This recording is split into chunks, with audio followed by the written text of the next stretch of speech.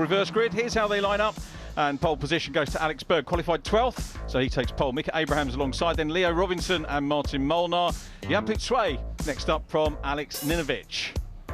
James Higgins and Reza Seaworth are next from Abby Pulling and Zach Schooler. Then Jack Sherwood and pole position man for later on, Deegan Fairclough. Rowan Campbell-Pilling is next with Kai Darianani for company. They're followed by Chloe Chong and Nina Gaidman. Yu Hao Fu is next up from Ella Lloyd, who has our onboard camera. Then it's August Raber, due to start, but isn't. We'll come to that in a minute. And Maxwell Dodds completing the grid for round 11.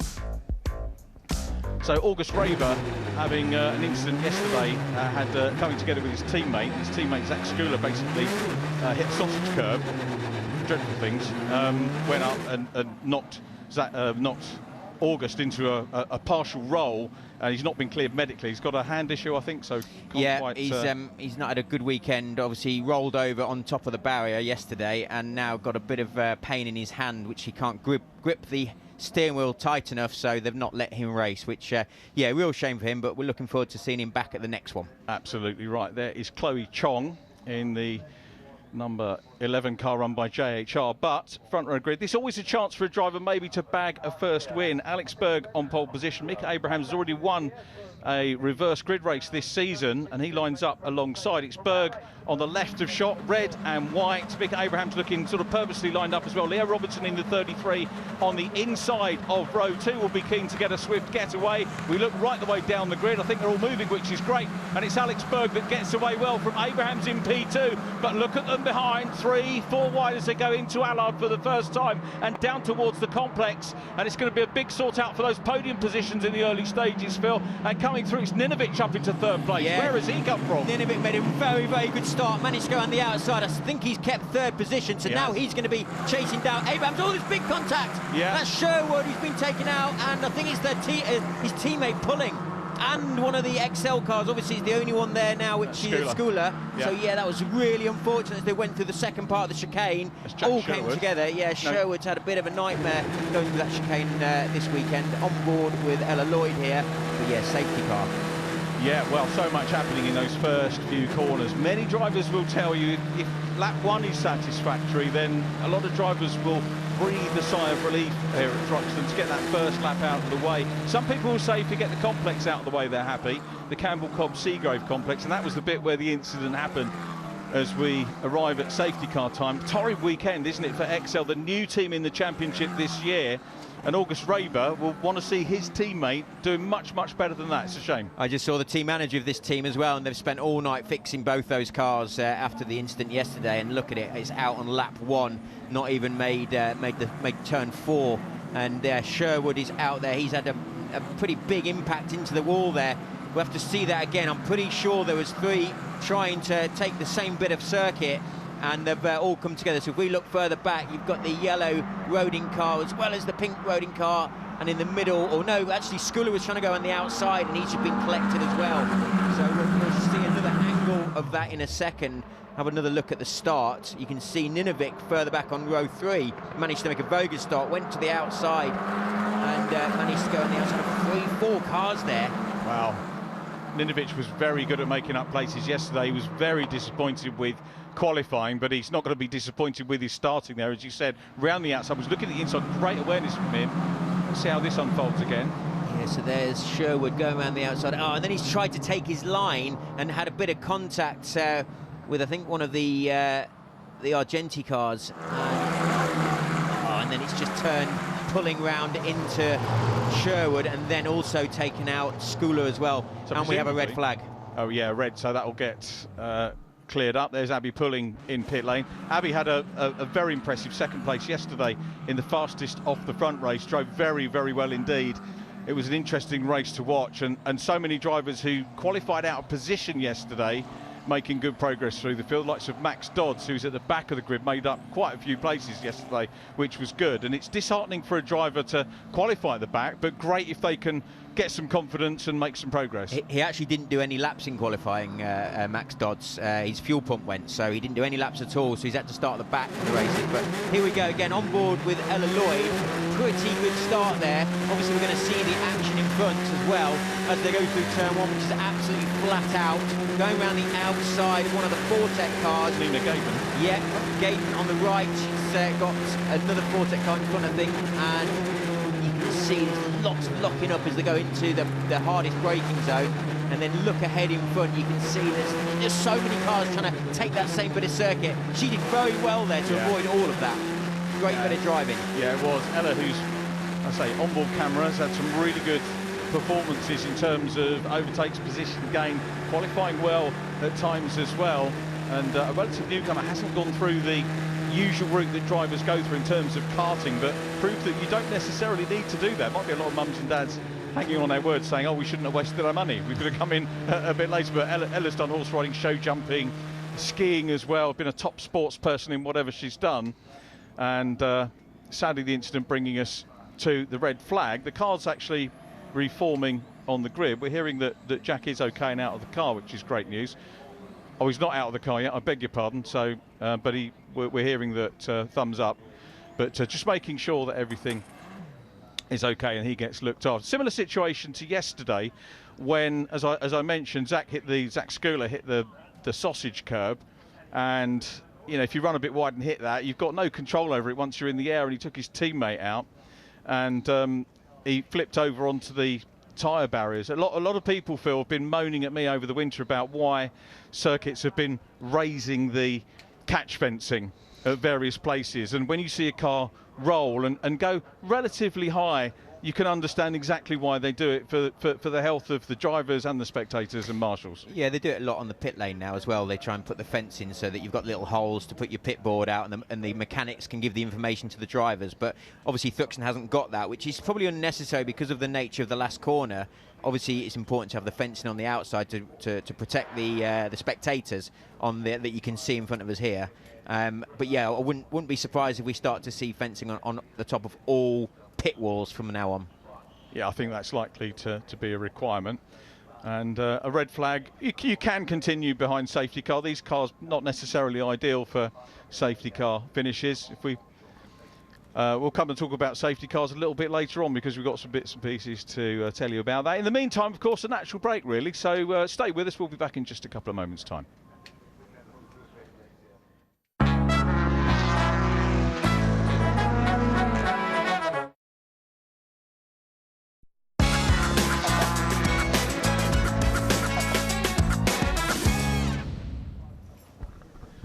Welcome back to Thruxton. Under red flag conditions here, but we'll get the race going for you as soon as possible. In the meantime, though, an ideal opportunity to nip down into pit lane. I think Lou is with Alice Powell.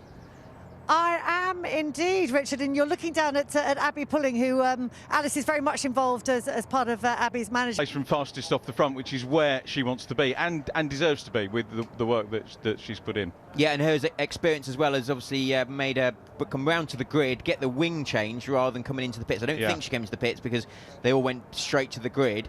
Got the wing change, and that means she's still in the race, which is brilliant because, yeah, she could have been starting from the pit lane. Shame to have lost Jack Sherwood. We're going to have another look. I'll come back to Jack Sherwood in a minute, but have another look at the complex. It's just three going for that same line that all got squeezed, and unfortunately Skula was doing nothing wrong and just got collected as he was trying to turn into turn 4. But yeah, it was Sherwood's on the outside coming across. I think it was Campbell Pilling, and then that's obviously also Pulling as well. Got collected by Campbell Pilling actually carried on. I don't think he'd got any damage, so he's got away with that, but he was the guy in the middle that couldn't really do a great deal.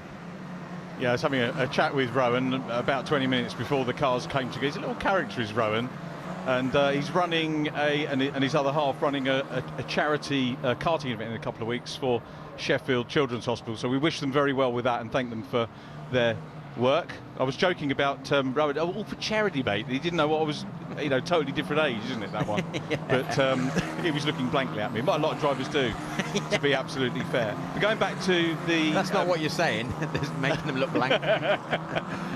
Jack Sherwood was shame to lose him from there. We'll go on board with Ella and have another look at Ella's racing. Yeah, we'll see her warm-up procedure now. So she's going to be trying to get as much heat into the front tyres as possible. As you can see, working hard on the steering wheel. The rear tyres get warm very easily because obviously they're rear-wheel drive. So it's just trying to use a bit of the throttle and try and make the car wheel spin a little bit, not too much, because it can damage the tyres, especially around an abrasive circuit like Thruxton. Very, very hard on tyres. We've seen it over the years where you do get a lot of punctures because there's a lot of right-handers. The left-hand side of the car takes an absolute pounding. So, yeah, it's all about not striking any of the curbs too early in the race when the pressures are a little bit lower. Yeah, tyres are key around here, aren't they? Deegan Fairclough was telling me just before he's gone out on, I can't use the word, tyres. He said, oh, sorry. Bless him. He's aware, though. Yeah. He's aware of... so, yeah, he'll start on pole for the third race of the weekend. But for this one, obviously, partial reverse starts in 12. And the incident you get there, you can have that in a fastest off the front race as well as reverse grids. I know the non-fans of reverse grid racing will say, oh, that's because it happened because you got faster drivers coming through. But equally, the faster drivers potentially have that experience to be able to deal with that sort of situation as well. So I like the partial reverses personally. It's good experience for them as well, because a lot of the categories going further forward in single seaters also do the reverse grids all the way up to F2. So they need to do it, and they need to learn how to try and make up as many places as possible. So Ella Lloyd again, that's our onboard car, as we can see, coming up to the grid, lining it up, making sure they don't go over their line, placing the car perfectly in that box, which is done beautifully there. Vice champion in Ginetta GT5 last year, Ella Lloyd, so earning her place on the grid, and had some good races so far. We're ready for a second go. Alex Berg in red and white, left of screen, and Mika Abrahams alongside Leo Robinson in third. Berg gets away again, very well indeed. Super start from him. The one that's lost out really from the restart is Ninovic, I think, who doesn't manage to make the sweep around the outside because the top three got a second bite at the cherry, and it's Robinson going for P2. Yeah, Robinson got a good start there. I think he's managed to get it done into P2 there. Or is that no, that's Abrahams that's still in P2, and Robinson third. I think Ninovic is still trying to fight his way back up, and that's Higgins as well in the mix. Yeah, Higgins has got the black roading car with the blue trim on the back. He's having a go as well, coming under pressure from Sway, the Chinese driver, who of course won the reverse grid race last time out. But Alex Berg, super start from him, 2 out of 2 for Berg. He's going to be well pleased with that. Yeah, and look, Ninovic as well, trying to get a run as they come through Goodwood. And he's now managed to get the inside as they approach Church, which is the fastest part of the circuit. Let's see if he's managed to make that move stick. We think he has. Ninovic, yes, he's through. And Seaworthen has got the run as well. Is that a bit of wing flying off? Something flying off, bit of detritus coming off the cars as we get a couple of cars going side by side. Rowan Campbell Pilling, Jan Sway in the mix as well. The lock-up's a big feature here, particularly when you come up Woodham Hill. Yeah, there's the two Argenti cars there running side by side, which allow one of them to lock up. As you can see, the Fortec car, Darian Arney, trying to get past Campbell Pilling there and bringing his teammate into the mix as well. Yeah, Nina Gateman, who is getting better and better, faster and faster round by round, was just shy. She was actually on for a potential rookie podium last time out. Ella Lloyd in the mix here, about to try and make a move through. So Ella right in the... This is what you get when you come to Thruxton and watch trackside. In the early stages, very close racing, particularly when they come up Woodham Hill into the club chicane. It is absolutely frantic. It's why we had the incidents yesterday.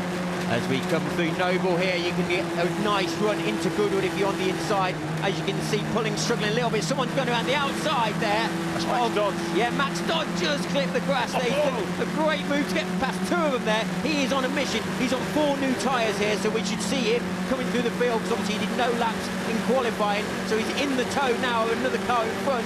As you can see, Ella Lloyd trying to get past Pulling. Maybe Pulling's got some damage from that first lap incident. Yeah, Abby's car clearly not happy. Great that she's back out on track. So it's the battle between the two of them now. Ella Lloyd looks to the outside as they come into the chicane. She's done it. Yeah, good move by Ella Lloyd. Lovely shot from our onboard camera as well. A great choice. Chloe Chong now in front. Ella loses out and heads into the pits. Oh, what a shame. I don't know whether she had damage from that instant, or because that was a quick decision after having that bit of contact and then straight into the pits. Well, so yeah, it took us all a little bit by surprise, but Gateman will continue her chase of Darian Arney. Rowan Campbell Pilling in 10th place. Berg still out front. Mika Abrahams fastest man on track as the JHR developments crew get stuck in, try and work out. Thumbs up, away we go. Damage limitation now, though. Ella's not going to get into the points here or get any points in terms of making places gained from your starting position. So you can see Dodge just ran a little bit wide. Oh, so she's taking a front wing off. Well, we missed that. So great decision there. She saw it go straight into the pit. That was quick, wasn't it? She needs a safety car now to bring her back onto the back of the field. Her brain worked so quickly there, didn't it, to get into pit lane. That I take my house off to her. Very quick decision. I doubt some of the boys would have thought that quick. Probably not. So Berg's still out front. Abraham's in P2 is quickest. That's good for him. He'll get the signal, of course, to say that he's got the pace over Berg, but he's got to try and catch him and reel him in. One thing I love about Thruxton is it does give you a good single-seater race at this level. It certainly does, yeah. You get a massive tow as well. As soon as you come out of this complex, you manage to pick up a slipstream, which takes you all the way to the next braking zone, which is the final chicane, which we tend to see a lot of moves. As you can see, there's Seaworthen on the back of, I think that's Molnar there, because Fairclough has gone through. I think he's already through Seaworthen past Molnar, and going to chase his teammate Fairclough. So they're in 7th and 8th. Yeah, Deegan's becoming more and more of a character as you go into the season, and again we'll talk about that later. Let's have a look. Great move there from Fairclough, very late on the brakes, managed to get through, and then that obviously held up Molnar as they went through the second part of the chicane, which allowed Seaworthen to go on. And fastest lap from Fairclough as well. He's on a mission. He is, yeah. This again, he's aimed for this. He said, you know, yeah, podium would be lovely, a win would be terrific as well, but the key thing is to make places up, get into the points. He knows that a win is probably going to be difficult at best, so really you get points for every place gained from where you start in the reverse grid race. So if he could pull a few more points on Ninovich, then he'll be happy. He's very nearly, Phil, we were talking about this before the race started, very nearly 2 races clear in the points already. It's impressive, isn't it? The fastest lap, though, has just been taken away from him by the leader, Berg. So good effort from him out front, no slipstream, pushing his own air, and managed to do an 11.8. I think you said earlier the fastest lap, or the lap record is a 10.8 from Dunn, which was a couple of years ago. So let's see if any of these guys can manage to beat the lap record in this race. Yeah, that's going to be key to see. Alex Dunn, of course, now a McLaren junior as well. My focus goes to Robinson in 3rd place, who hasn't had a podium yet, and I don't want to put the curse of the commentary team on him. Notice I include you in that now as well. But he is, you know, potentially on for a podium. A Berg first win, maybe a first podium for Robinson as well. Lots of ifs and buts. We've still got 14 minutes to go and plenty of racing going on here. As on the inside of Sway goes Deegan Fairclough. Sway knew that was going to happen. Sway with the yellow background number. First-year driver. Spoke to him earlier on. He's happy to be leading the first year, the rookie driver category for this year, but he said, you know what, I want to be further up. It's like that reverse grid race syndrome. The drivers will take the wins, but they actually prefer winning fastest off the front. Same with Sway. He's got to drive with more experience going through here. Yeah, great move here. He's managed to get the tow all the way up the hill after coming out of church. Managed to get himself on the inside, outbraked him as well. And now is Seaworthen and his teammate going to try as well to follow through as he did previously, but that great move, and managed to get a good clean run out of the chicane as well. Sway is the top rookie incidentally in this one. Molnar 2nd, Campbell Pilling 3rd in the rookie category, which is very, very strong. We've seen all the drivers at some point, you know, vying for podium positions in the rookie category. I look back over the break between Stetson and now, and I can't see a stronger rookie year. Yeah, absolutely. Yeah, no, it's very, very tricky, very hard for these rookies to compete against the second-year drivers, second or third-year drivers in some cases. But yeah, we're now seeing Reza Seaworthen all over the back of Shui, with Reza has actually set the fastest lap as well, 11.6. So let's see if he can make a move going into the next braking zone, as we've got Campbell Pilling and Molnar as well, and Darren Arney all battling away for 8th, 9th, 10th, 11th. Yeah, they're out of the points, but they'll still want to try and improve on their starting positions, which is going to be absolutely crucial, isn't it? So Sway leading the rookies at the moment, from Campbell Pilling, Molnar, Nina Gateman 4th again in the rookies. So he's not far away from getting a first rookie podium. I don't think it's going to happen very soon. These cars incidentally take a little bit of a break from us on the touring car support. They're away at Silverstone on the Grand Prix circuit next weekend. and then they've got a few weeks' time. They go to Zandvoort in Holland, and then they rejoin us. We've got to wait all the way to Knockhill before we see these cars again with us on the touring cars. Yeah, so they'll go to the Silverstone Grand Prix circuit, then they'll go to another F1 track of Zandvoort, and then they'll come to Knockhill. That'll be a shock for them. Yeah, I'll maybe when we get to that round talk about some of the reactions I got from the drivers about Knockhill, what their thoughts on it were, because they'd just come back from the test when we did the media day, and some of them were interesting. In fact, that was one of the comments indeed that we had. But it's a great track, and many of them love it. Many of them say it's like a little kart track. I love it. Yeah, no, it's a great circuit. It's absolutely fantastic. Now, arch rivals here, Ninovic and Fairclough, back again racing together. We've obviously seen some incidents over the last few weekends. We saw one at Brands, we saw it at Snetterton. They are not the best of friends. They're obviously in rival teams with Rodin and Hitech, who are always battling out the front for the championship, both in the teams and the drivers. But let's see if they can keep it clean here at Thruxton. Yeah, friends or not, I think they probably don't want to get intertwined with each other socially, because there is that battle going on. From our point of view, it's exactly what you want, isn't it? Two drivers having a good season, and we can say that now because we're well into the season, but having a fight out. And obviously Fairclough's got nothing to lose at the moment because he's those 48 points clear coming into this race. Ninovic, though, seems to keep pulling things out of the bag, and, you know, I'm mindful of Louis Sharp, who incidentally is here this weekend, took last year's championship by keep pinging away. And there's always going to be that danger, isn't there, for Fairclough, that Ninovic can keep pinching points off of him. And circuits go up and down, don't they, in terms of some teams are better at circuits than others. Having said that, the Rodin team, or Carlin as was, have the most wins here in this formula with 9. Hitech now with 8. Berg with Fortec. Fortec certainly no slouches here. They've had 6 wins here at Thruxton. 5 wins, beg your pardon. Looking for the 6th win with Berg out front at the moment. Here we go. They're coming up to the complex. You can see Ninovic's defending hard. Fairclough is absolutely on a mission to try and get past. Ninovic's just made a little bit of a mistake there, going wide, which is now going to allow Fairclough to get a very good run coming out of the complex. As you can see, he's a lot closer. He's going to pick up the slipstream because they're absolutely flat out from now on.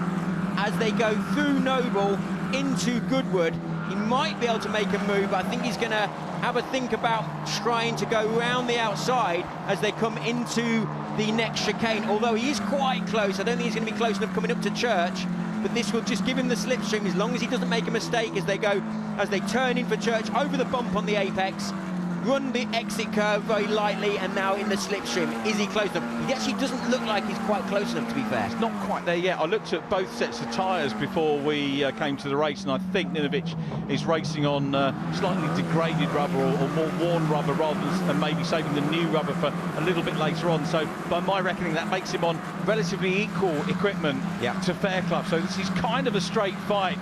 Maybe, of course, Fairclough maybe knows a little bit more about the track, having raced here last year, and the team have a good number of wins here, but this is relatively even terms. But you can see Fairclough closing up. Chloe Chong has a moment, he's sideways across that. It's very worrying to see, but the cars do this year have the radios, so they will be being told, so there should be awareness in terms of marshalling as well, that Chloe is there and the car prone across the circuit at the moment.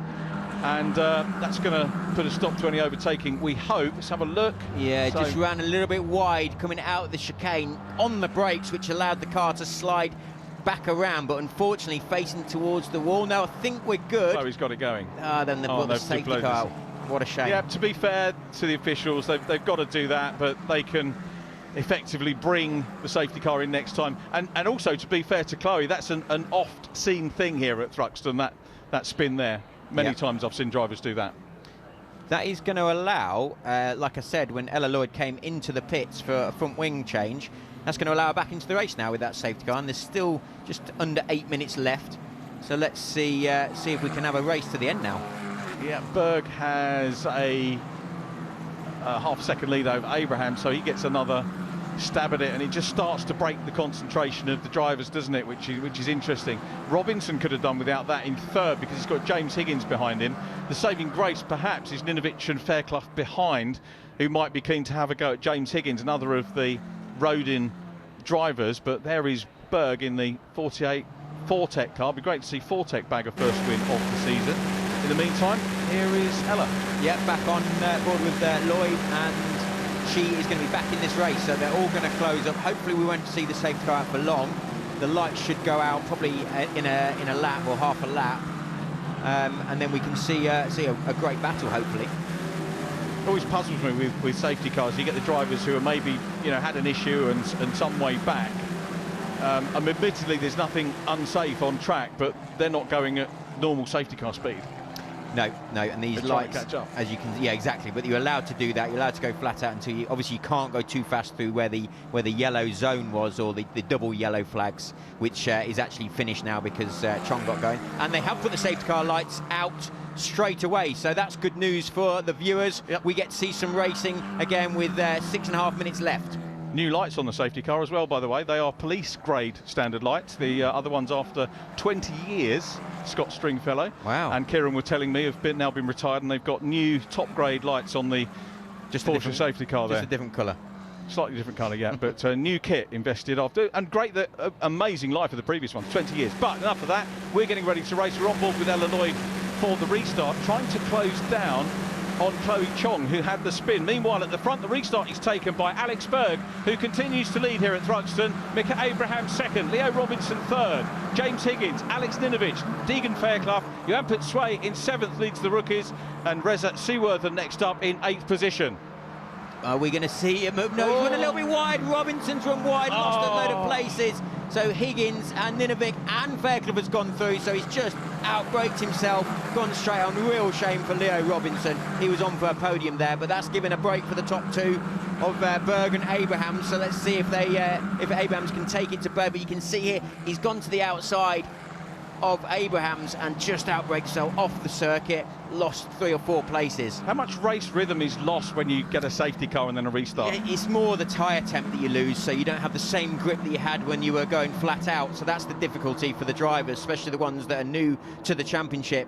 They've lost that feeling of the grip that they had before. But you do lose a little bit of rhythm, but it's all about getting back into it as soon as you can. But that'll be more to do with tyre temp. As you can see, the two Roding cars going side by side. Ninovic round the outside of Higgins. Lock up as well, but Higgins has got to run back on his teammate. Is he going to get back through, coming into the next complex? But yeah, Fairclough is now going to be trying to attack Higgins because he's going to be getting back with his championship rival. Yeah, these three drivers, top 3 in the championship, and we thought the season may well play out between the two of them. Higgins trying to get back in. He's got the danger of leaving the door open, and Fairclough does not need more than half a gap, does he, to go and have a little step through. He's very close. He's starting to build a little bit of a run up now, is Fairclough, but we've got Robinson still in the mix as well behind, and technically the pressure is off Robinson, so he can just feel free to have a little stab here, and that's what Fairclough is going to do. Have a look, see how the cars just jostle there, and Fairclough is on the edge of that car.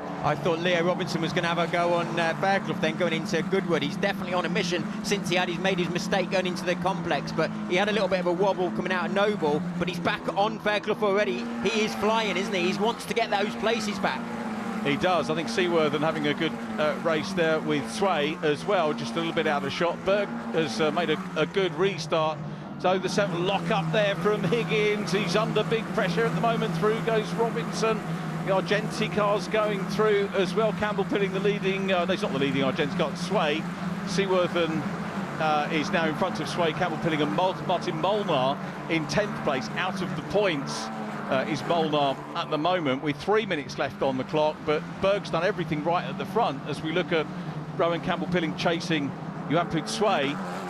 Back to the complex though, and Higgins still under pressure from Deegan Fairclough, who will have points. He's in the overall points and has improved on his 12th place start. So either way, he's going to be happy about that, but perhaps not so happy that Ninovich is a couple of places ahead. Yeah, Ninovich has managed to pull away a little bit there from Higgins, Fairclough, Robinson, Seaworthen battle. So this is a 4-way battle now between those guys. But now Seaworthen is putting pressure on Leo Robinson, whilst Fairclough is trying to still get past Higgins.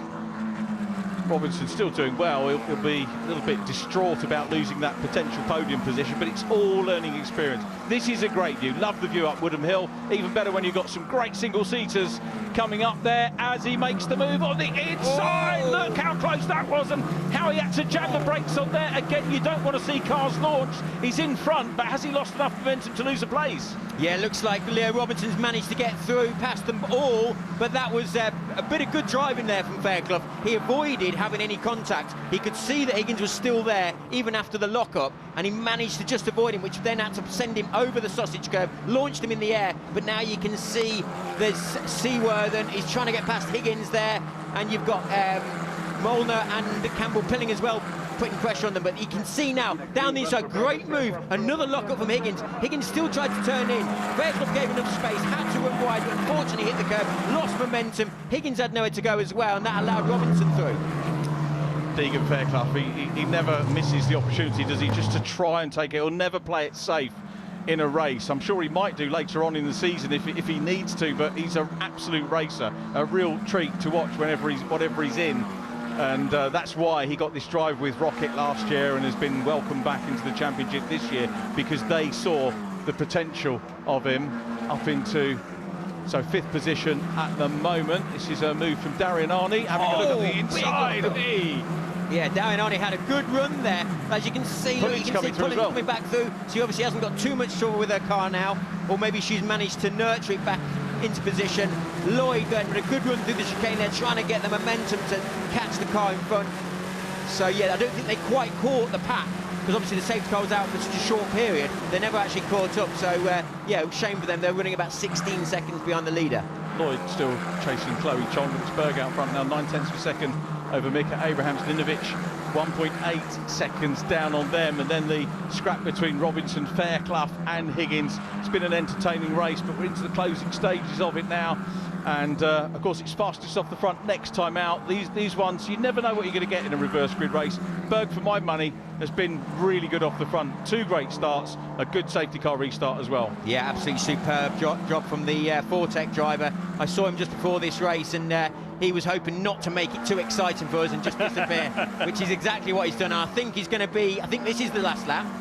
Yeah, the clock is very, very, I think, have they got, yeah, checker flags ready, so we are coming down towards the checker, and Alex Berg makes history with his first win in the championship and the first win of the season for Fortec. Congratulations to them. Abraham 2nd, Ninovic 3rd, Robinson in 4th place, just 1 off the podium, Fairclough in 5th from James Higgins and Reza Seaworthen, but it's all going very frantic here. The 2 cars virtually locked together. Ella Lloyd and Chloe Chong. It was Ella going for the position, but locks up with Chloe Chong. Chloe goes across the line in the number 11 car. Wow. They went over the line at about 86 miles an hour just because they were grinding to a halt as they were stuck on each other. As you can see, they just didn't quite leave enough room there, like we saw with Fairclough and Higgins. But now look, she's actually, her front wheels up in the air, literally stuck on Lloyd's car. That was an entertaining finish for the 2 girls there.